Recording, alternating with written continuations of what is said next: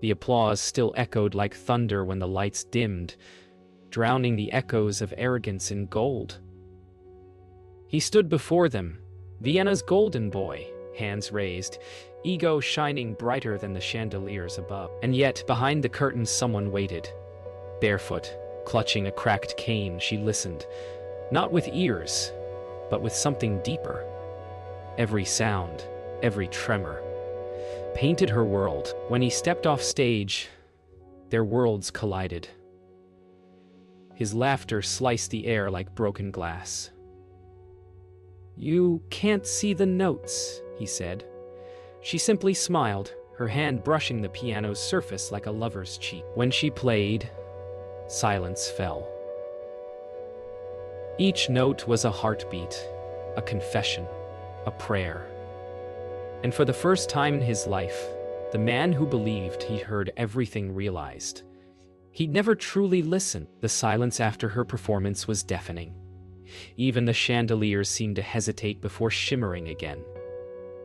He stood still, unable to speak, the taste of humility foreign on his tongue. Somewhere deep within him, envy stirred, not the bitter kind born from competition, but the aching realization of beauty untouched by vanity. She rose quietly, unaware of the thousand eyes upon her, and turned her face toward the sound of her own echo.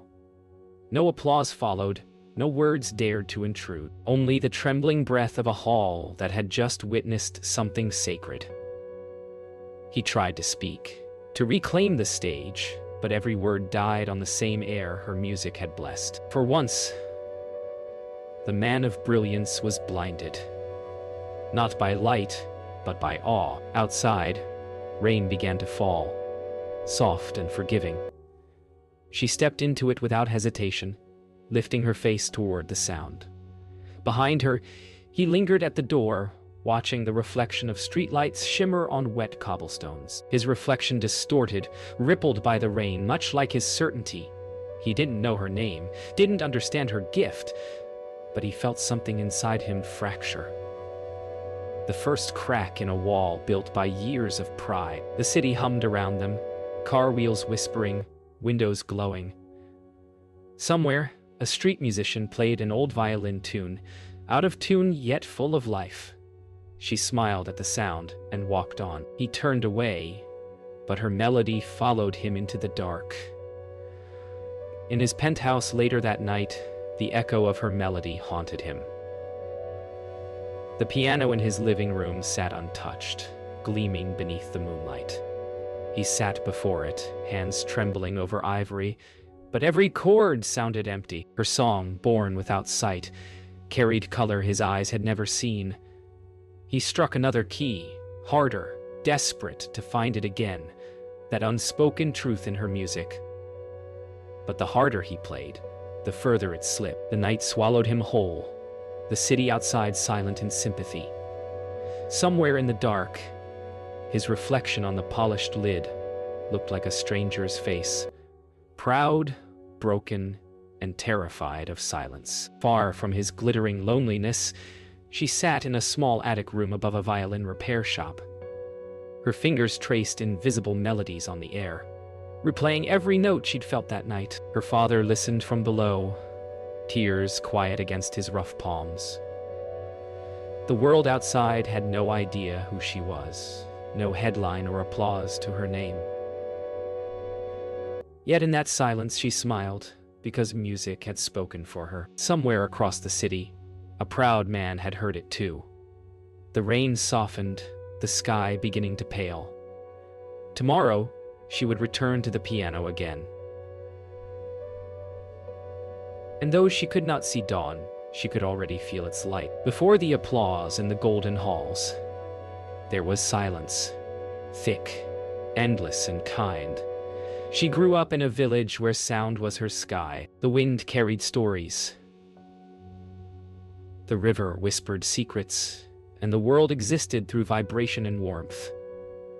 Her father's hands guided hers over ivory keys carved from an old piano rescued from a flood. He didn't teach her to play songs. He taught her to listen to silence until it spoke. Every mistake became music, every pause a breath. The other children laughed at her blindness, but when she played, they listened. Even the birds stopped singing, as though the world itself leaned closer. She didn't know what the sunrise looked like, but she swore she could hear its color. And in that tiny house, beneath cracked beams and peeling paint, a legend began without ever trying to be one. Her mother's laughter used to fill the house, bright and fragile like glass chimes. But illness came quietly, stealing it one sigh at a time. Music became their refuge, a way to hold her mother close even as the world took her away. Lena played lullabies to comfort her, hands trembling but heart steady. On her final night, her mother whispered, "Play what you can't see, my love. The world will listen." When morning came, the house was still. The piano keys were cold, yet her mother's warmth remained in every note. That day, Lena stopped seeing blindness as a burden. She began to treat sound like light, using it to paint what she would never behold. Her grief became rhythm, her tears melody. What she lost in sight, she gained in soul. After the funeral, the house fell silent for months. Her father stopped speaking, stopped eating, but never stopped listening. Every night she'd sit at the piano and play what she remembered of her mother's voice. Soft, kind, full of sunlight. Slowly, he began to join in, his violin trembling beside her melody. Their duets weren't perfect, but they healed something sacred between them. The neighbors would gather by the open window, not to watch, but to feel the air change. Music became their grief's translation, their survival language. It wasn't about performance or perfection. It was about staying alive. And in those quiet nights, the girl who could not see was teaching her father how to see again. Years passed, and the piano keys grew smoother under her touch, like river stones. Her father saved every coin, mending violins by day and dreaming by night. When Lena turned 16, he told her about Vienna, the city of symphonies and stars. "You must go," he said, though his eyes betrayed his fear. She promised to write, to send him her songs, though she could not write letters in ink. She would record her heart instead. That night she played one final song for him, a melody of farewell and fate. The candles burned low, their wax pooling like tears. Her father didn't speak, only placed his rough hand on hers, whispering, "Play for the light, even if you can't see it." The morning she left, the world was painted in rain. Her father helped her into the old bus heading west, the smell of wet earth clinging to her coat. She held her music notebook close, filled with songs no one had yet heard. Through the glass, she heard him whisper something she'd never forget. "Don't let them teach you how to see. Make them learn how to hear." The bus groaned forward, each mile carrying her closer to destiny and further from home. She pressed her palm against the window, feeling the vibration of rain and road. Every sound became a promise. Every tear, a note in the song she hadn't yet written. Vienna waited. And so did the world. Fame had made him deaf. Applause was his addiction, praise his air. But since that night, every ovation felt hollow. Every encore a lie. He played flawlessly, yet heard only her melody haunting the gaps between his notes. Vienna's critics still adored him, but he could feel the rot beneath the roses. In his penthouse, his trophies gleamed like ghosts of old victories, each one whispering his decline. When he closed his eyes, he saw her. Though he'd mocked her blindness, it was she who had seen him most clearly. Her music had cracked the marble of his ego, revealing the frightened man beneath. Still, he refused to admit it. Pride was his armor, even as it suffocated him. And somewhere beyond his window, her song played again on the wind, refusing to let him forget. At a nearby cafe, Eva Reinhardt watched a video of a blind girl playing in the street. No audience, no fame. Yet, more emotion than she'd ever captured in her reporting career. The melody was raw, trembling, alive. She replayed it again and again, tears welling uninvited. It wasn't about perfection. It was about truth. She wrote down the girl's name, whispered once in the crowd, Lena. Something inside her stirred. A story worth more than headlines. Across the street, Adrian sat alone, listening to the same melody echoing faintly from someone's phone. Their eyes met briefly through the glass, though neither knew the other's purpose. Fate had already tuned the strings between them, waiting for the first note. He told himself it was curiosity when he found her video online, not obsession. The title read simply, The Blind Pianist of Vienna. No name, no fame, just music that felt like sunlight through broken glass. He watched her play again and again, studying her fingers, the way she tilted her head as if listening to heaven itself. Every note reminded him of what he'd lost. Not skill, but sincerity. He slammed his laptop shut, furious at himself for feeling anything. But in the silence that followed, he realized he had just been defeated by someone who never even saw him. It wasn't envy that consumed him now. It was longing for the truth her blindness had revealed. He sought refuge in the only place that had ever made sense, the concert hall. Empty now, its seats stretched like a graveyard of forgotten applause. He sat at the piano, the same one she had touched, and played her melody from memory. The notes felt foreign at first, too soft for his precision-trained hands. But as he played, something cracked. The melody wasn't about control or perfection. It was surrender. He faltered, struck a wrong note, and for once, didn't correct it. The sound of imperfection filled the air like confession. For the first time, his music bled. He realized then, he'd spent his life performing music for eyes, not for ears. And hers, though blind, had been the truest of them all. Across the city, Lena played the same melody at a train station piano, unaware of who was listening. Passersby stopped, drawn in by something they couldn't name. Eva recorded it quietly, her camera trembling with emotion. Later, she uploaded it with one line. The girl who plays what hearts can't say. Within hours, it spread like wildfire. Adrian's inbox filled with messages comparing her to him,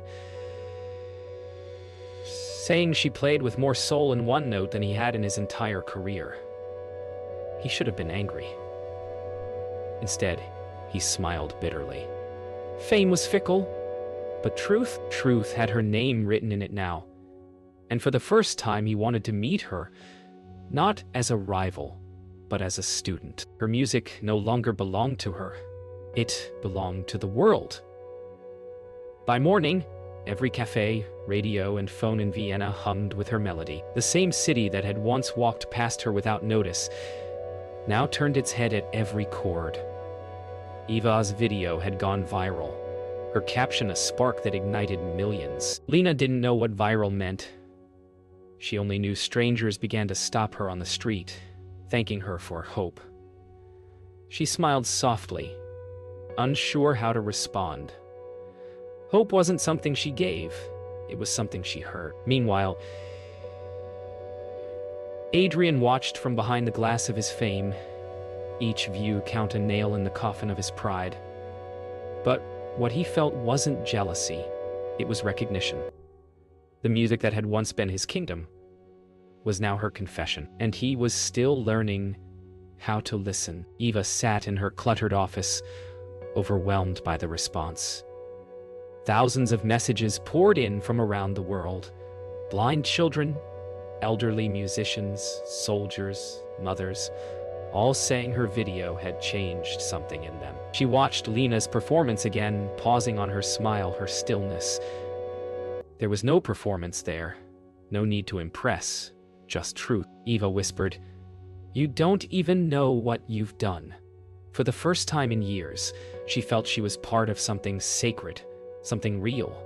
She decided then to find Lena, not for a story, but for gratitude. Little did she know, her search would bring her face to face with the very man whose arrogance had once mocked that same light. In a quiet park at dusk, Adrian sat on a weathered bench, headphones in, listening to Lena's melody for the 1000th time. The music wasn't just sound anymore, it was a mirror. Every note showed him who he had become, a man obsessed with applause, afraid of silence. A child walked by humming her tune, smiling up at him. "You know this song?" Adrian asked. The boy nodded proudly. "Everyone does." He laughed, a sound he hadn't heard from himself in years. When the boy ran off, Adrian looked up at the fading sky and whispered, "So, this is what humility sounds like." The wind carried the melody back to him, softer now, as if the city itself were singing her song. Eva found her at the station again, playing not for money, not for fame, but because silence hurt too much. "Lena?" Eva whispered, stepping closer. Lena smiled, sensing warmth in her voice. "You're the one who listens," she said. Eva froze. "How did you know?" "You stopped breathing when I played." They laughed softly, two strangers connected by a song. Eva told her the truth. The world had fallen in love with her. Lena only tilted her head. With me, or with what they hear? For the first time, Eva had no words. Lena reached forward, touching her hand. "Then, tell them." "I just play what my mother left behind." Eva nodded, tears stinging her eyes, knowing she'd just met something rarer than fame.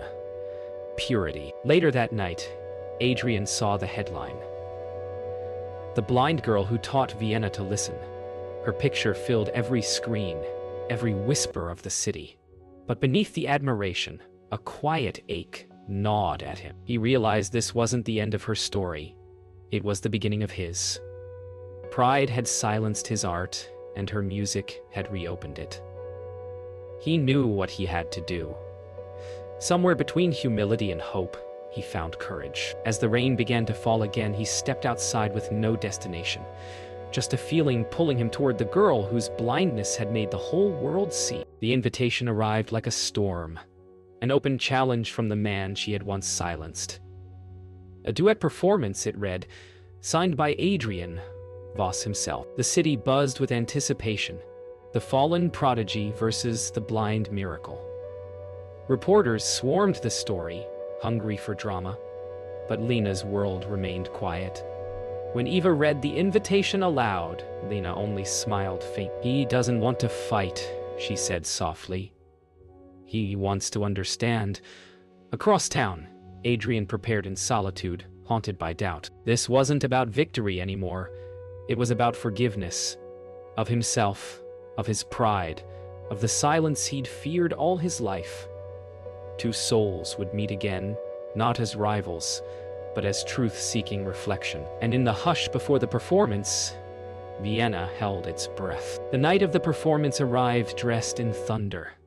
Crowds flooded the concert hall, faces glowing beneath chandeliers. The same stage that had once humiliated her now waited in silence. Backstage, Adrian paced like a man awaiting judgment.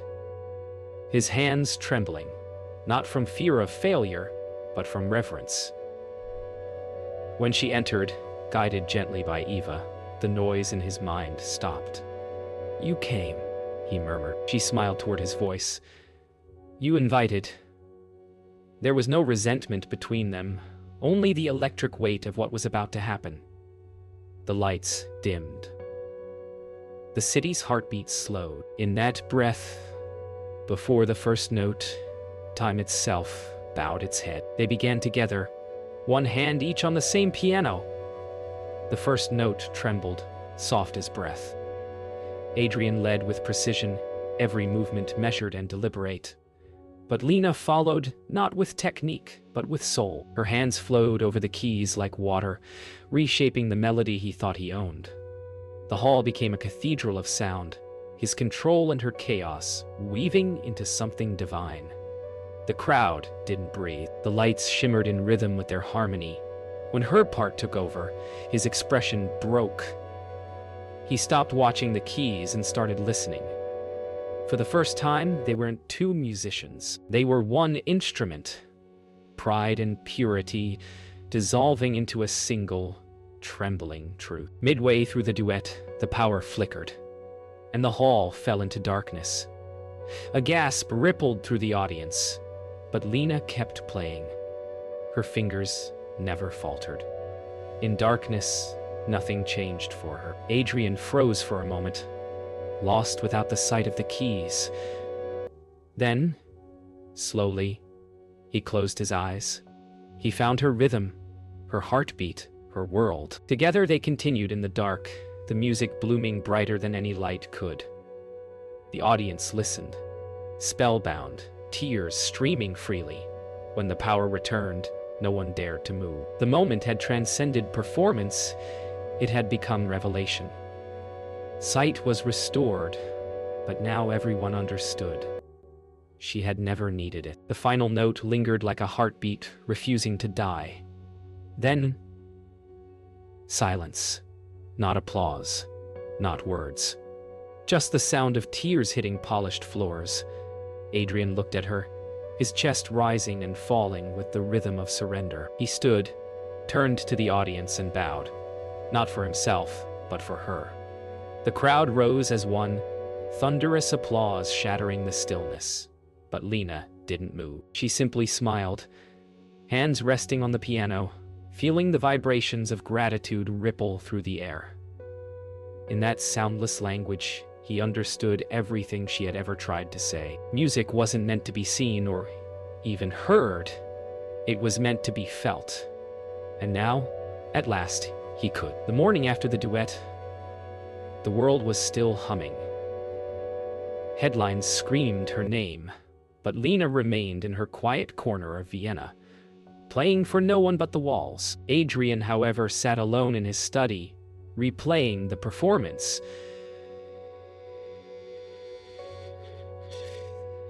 Not through recordings, but in his mind, in his heart. For once, he didn't hear himself. He heard her. Every note she'd played had rewritten something inside him, washing away years of vanity and noise.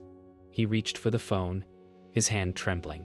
Not as a maestro, not as a legend, but as a student seeking truth. When she answered, her voice was soft as dawn. "You don't need to apologize," she said before he could speak. "Then, teach me," he whispered. Silence followed. "Then, come listen." He arrived at her small attic room later that day, awkward in a space too humble for his polished shoes. The air smelled of varnish and wood dust. Violins hung like sleeping souls. She sat at the piano, her hands already moving, creating something raw and unfamiliar. "Don't play what's written," she said without turning. "Play what you regret." He hesitated. For a man who had mastered sound, this silence was unbearable. But slowly, he began. Hesitant notes, unsteady as confession.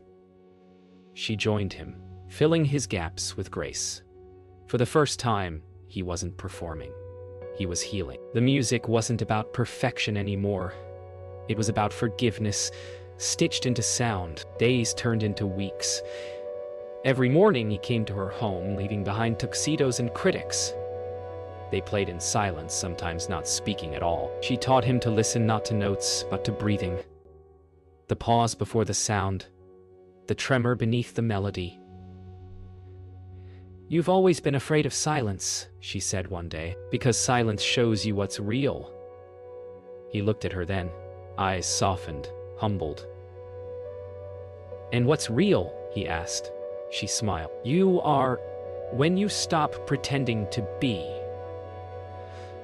The world outside continued to chase fame and brilliance, but inside that small attic, something divine was taking shape. Their fingers learned to speak a new language. Truth. One evening, she stopped playing mid-song. "It's ready," she said. "The piece?" he asked. "No," she smiled. "You." She placed a sheet of braille paper on the piano. Notes only she could read. "Play it for me." His throat tightened. "I can't." "Then close your eyes." He obeyed. And when he did, the world disappeared. The notes came not from muscle or memory, but from somewhere raw and wordless. She listened, smiling through tears. When the final chord faded, she whispered, "Now you know what it's like to see." He opened his eyes, and for the first time, the world felt blindingly new. They called it the Redemption Sonata. A composition written by two hearts, one that had once been blind to humility, the other blind to the world, yet both finally seeing through sound. Adrian wanted her name to lead the sheet. She refused. "It's not mine," she said. "It belongs to silence." When they finished, the last note lingered like prayer. Neither spoke. Outside, church bells tolled softly in the distance. The city was unaware of the miracle born in that attic, a masterpiece not of fame but of forgiveness. Adrian looked at her, eyes glistening. "You've given me back music." She tilted her head, smiling gently. "No," she said. "Music gave you back yourself." The concert hall breathed differently that night. It wasn't filled with fame or spectacle. It was filled with truth. The announcement had spread quietly. The Redemption Sonata, performed once for all. There were no posters. No grand advertisements. Only those who needed to hear it came. Lena sat beside Adrian, calm and radiant beneath the soft glow of the chandelier. For her, nothing had changed. Sound was still her only light. For him, everything had. When their fingers touched the keys, silence bowed once more. The first note rose like dawn breaking over the world, not to impress, but to heal. And in that moment, the hall forgot to breathe. The music began like a whisper, a prayer for the broken. Every chord carried both their journeys, his guilt, her grace. The melody unfolded, not in triumph, but in surrender. As it rose, something unexplainable happened. People began to cry, not out of sadness, but release. It was as if the music peeled away years of noise from their souls. Lena swayed gently, feeling every vibration through her fingertips, through her bones. Adrian followed, no longer leading, no longer afraid. Their duet was no longer two hands. It was one heartbeat stretched across ivory. The sound filled the hall, then spilled beyond it, into the city, into the world. Outside the hall, the music carried through open doors and windows, reaching people who could not fit inside. Street vendors paused mid-sale. Children stopped playing. Lovers held each other without speaking. In the far corners of Vienna, the same melody echoed from phones and radios, Eva's live stream reaching millions. But she wasn't filming for fame this time. She filmed to preserve a miracle. Behind the camera, tears streamed down her face. "This isn't music," she whispered. "It's forgiveness made sound." The crowd outside began to hum along, hundreds of voices blending into the night, and somewhere, above them all, even the city seemed to listen. As the final movement began, Adrian looked at Lena. Her face tilted toward the ceiling, eyes closed, expression radiant. "You're not playing anymore," he whispered. "No," she said softly, smiling. "I'm remembering." Every note became a fragment of her life, her father's laughter, her mother's lullaby, the first time she touched a piano, the rain on her goodbye morning. The melody swelled, carrying all of it. Adrian added his voice to hers, no longer afraid of imperfection. Together they built something eternal, not a performance but a promise, that music can heal what sight and pride cannot. When the last note came, it wasn't an ending. It was arrival. The hall erupted. But neither of them heard it. Lena sat still, her hands folded gently, feeling the last vibration fade into her palms. Adrian turned toward her, eyes wet. "You've shown me the light," he said softly. She smiled, turning her face toward his voice. No, she whispered. I just reminded you where to listen. The crowd surged forward, cameras flashing, but they seemed untouched, frozen in the calm after the storm. As the curtain fell, the lights dimmed once more. Outside, the city of Vienna glowed like a symphony, and somewhere between silence and sound, between blindness and sight, two souls had found the same light and left it burning for the world to see.